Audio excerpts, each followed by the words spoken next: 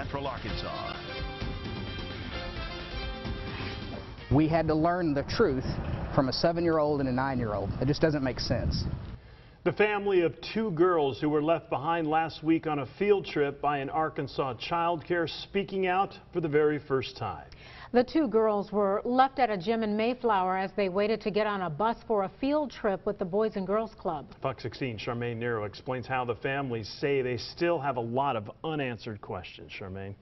Donna, Kevin, this all happened last week, but the father of one of those girls contacted Fox 16 News after that story aired. He says he never expected to drop his kids off at the Mayflower branch of the Boys and Girls Club, only to realize a few hours later he'd get the call saying one of those kids was left behind. It was around 2:15. Tammy Bunting and Jason Funkhauser remember what time they first got the news.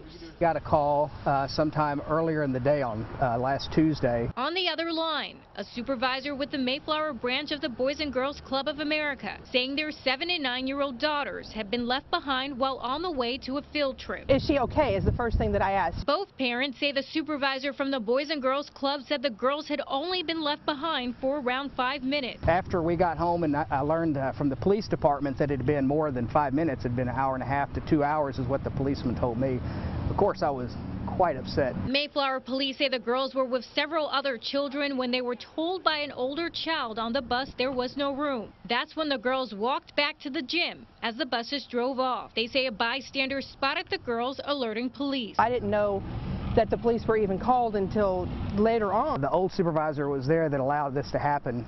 Ought to be terminated. They shouldn't allow for this type of stuff to go on, especially with kids. Now these parents say they want more to be done. I still haven't been contacted by anybody from their headquarters office in Atlanta. I've called 3 or 4 times and sent emails to ensure something like this doesn't happen again.